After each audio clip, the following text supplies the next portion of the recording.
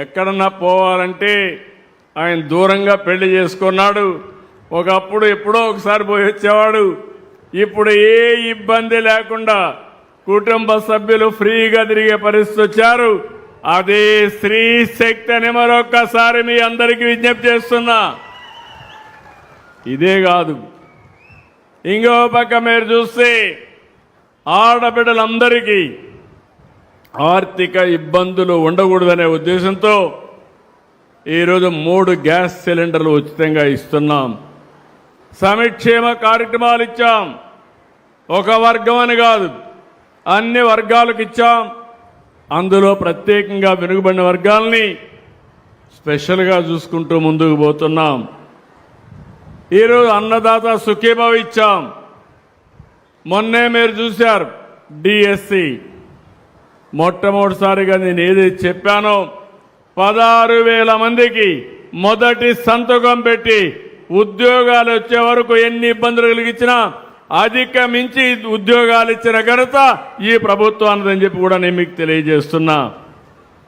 ఇంకొక పక్కన ఈరోజు చాలామంది పేదవాళ్ళు ఉంటే మత్స్యకారులు ఉన్నారు. 25,000 రూపాయల మత్స్యకారుల సేవలో 1,34,000 మందికి 505 కోట్లు ఇస్తున్నాం. వడ్డర్లకి మైనింగ్ లీజులు ఇస్తున్నాం. గీత కార్మికులకి ఏదైతే మద్యం షాపులో 10% ఇస్తున్నాం. ఇంకో పక్క మీరు ఒకసారి చూస్తే సోలార్ రూఫ్ టాప్ పెట్టి శాశ్వతంగా కరెంటు భారం లేకుండా చేయాలని 3 కిలోవాట్లు మీరు పెట్టుకోగలిగితే 98,000 రూపాయలు సబ్సిడీ ఇస్తున్నాం. కేంద్రం నుంచి 78,000, అదనంగా ఇక్కడ 20,000 ఇస్తున్నామని చెప్పి నేను మీకు తెలియజేస్తున్నా. నేను ఒకటే హామీ ఇస్తున్నాను, తెలుగుదేశం పార్టీ కానీ ఎన్డీఏ ప్రభుత్వం కానీ వెనుకబడిన వర్గాలకు రుణపడి ఉన్నాం. తప్పకుండా మీ రుణం తీర్చుకుంటామని మరొక్కసారి హామీ ఇస్తున్నా. ఇక్కడ నా ఆలోచన మీరందరూ గుర్తుపెట్టుకోవాలి. ఇక్కడ ఉండే వాళ్ళందరినీ అడుగుతున్నా, ఏదో ఒక విధంగా మీ ఇంటికి బెనిఫిట్ వస్తా ఉందా లేదా ప్రభుత్వం నుంచి అడుగుతున్నాను. వస్తా ఉందంటే చేలిపైకెత్తండి. 100% ఇస్తున్నాం. ఎందుకంటే కడాన ప్రతి ఒక్క ఇంట్లో ఆడబిడ్డలు ఉన్నారు. ఇక్కడ ఆర్థిక వ్యత్యాసాలు లేవు. ఆడబిడ్డ బస్సు ఎక్కితే ఎక్కడికి కావాలన్నా టికెట్ అడగకుండా మిమ్మల్ని తీసుకుపోయే పరిస్థితికి వచ్చాం. అది ఈ ప్రభుత్వం అందరికీ న్యాయం చేశాం. రేపో ఎల్లుండో మళ్ళీ ఒకసారి సంజీవిని హెల్త్ ప్రాజెక్ట్ తీసుకొస్తున్నాం. ఇప్పటికీ దాన్ని రాష్ట్రం అంతా అమలు చేసే పరిస్థితికి వచ్చాం. అందరికీ యూనివర్సల్గా 2,50,000 రూపాయలు హెల్త్ ఇన్సూరెన్స్ చేసి మీ ఆరోగ్యాన్ని కాపాడే బాధ్యత కూడా ఈ ప్రభుత్వం తీసుకుంటుంది. నా ఆలోచన ఒకటే, ఈరోజు మీకు సహాయం చేయడం ఒక యాంగిల్. ఇప్పుడే వెంకట్రావు గారు చెప్పినట్టు ఒక 5-6 బెనిఫిట్లు వచ్చాయి.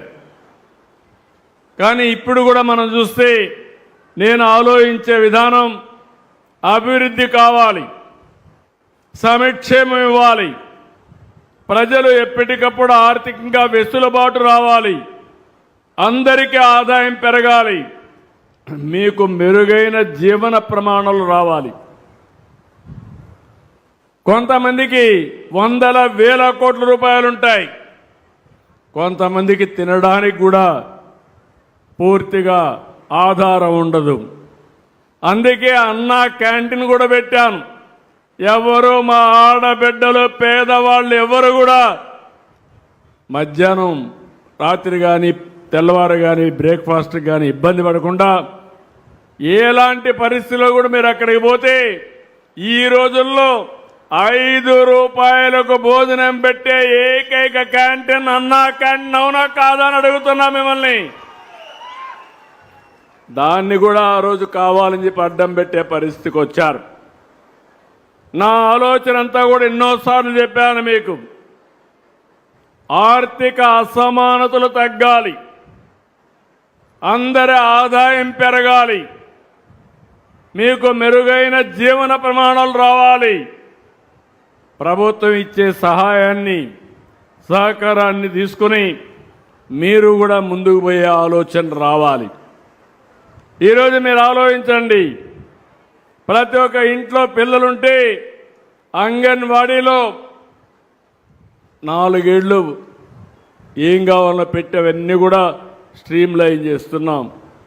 మొదటి క్లాస్కి వస్తే 12 వరకు మధ్యాహ్న భోజనం ఉచితంగా పెట్టడమే కాకుండా పుస్తకాలు ఇవ్వడమే కాకుండా తల్లి అకౌంట్లో 15,000 రూపాయలు మీ అకౌంట్లో వేసే ఏకైక ప్రభుత్వం. మొన్నటి వరకు పిల్లలంటే భారం, ఇప్పుడు పిల్లలంటే సంపద.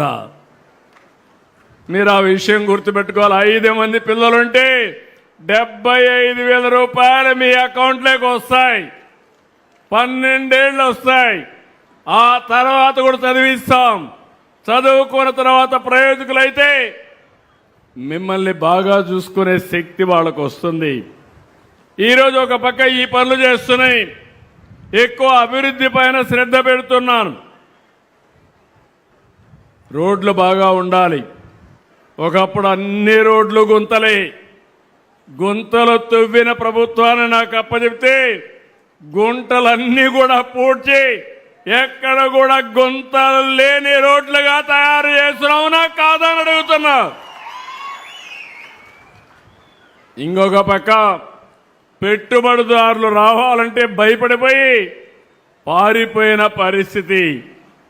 ఈరోజు నేను చెప్తున్నాను, 2 ఏళ్లలో 22 లక్షల కోట్ల రూపాయలు ఎంఓయూలు చేశాం. 12 లక్షల కోట్ల రూపాయలు ప్రాజెక్టులు గ్రౌండ్ చేశాం. ఇవి పూర్తయితే 12 లక్షలకు 12 లక్షల ఉద్యోగాలు వస్తాయి. 22 లక్షల కోట్లు పెడితే 22 లక్షల మందికి మన పిల్లలకు ఉద్యోగాలు వస్తాయి. చదువుకునే పిల్లలకు అందరికీ హామీ ఇస్తున్నా, మీరు చదువుకుంటే ఎలాంటి చదువులు చదువుకోవాలి నేర్పిస్తాం. మీరు చదువుకున్న వెంటనే ఉద్యోగాలు వచ్చే వాతావరణాన్ని కల్పించే బాధ్యత మాదని మరొకసారి మీ అందరికీ తెలియజేస్తున్నా. ఒక పక్క రోడ్లు, ఒక పక్క పోర్ట్లు, ఒక పక్క విమానాశ్రయాలు కూడా కట్టి ఎక్కడికక్కడ ఒక లాజిస్టిక్స్ హబ్గా తయారు చేస్తాం. ఉదాహరణ మీరు చూస్తే ఇక్కడ చీరాల బెస్ట్ బీచ్లు ఉన్నాయి. సూర్యలంక, బాపట్ల, చీరాల ఈ బీచ్లు చూస్తే శనివారం వస్తే హైదరాబాద్ ఖాళీ అయిపోయి ఎక్కడికి వస్తారంటే సూర్యలంకకు వస్తారు. అవునా కాదా అని అడుగుతున్నా. అందుకే చెప్పాను, మరో గోవా ఎక్కడో లేదు, అది చీరాల సూర్యలంక మధ్యలోనే ఉంది. ఉపయోగించుకుంటే ఆకాశమే హద్దు. ఒకప్పుడు శారీరకంగా కష్టపడేవాళ్ళం, ఇప్పుడు శారీరకంగా కాదు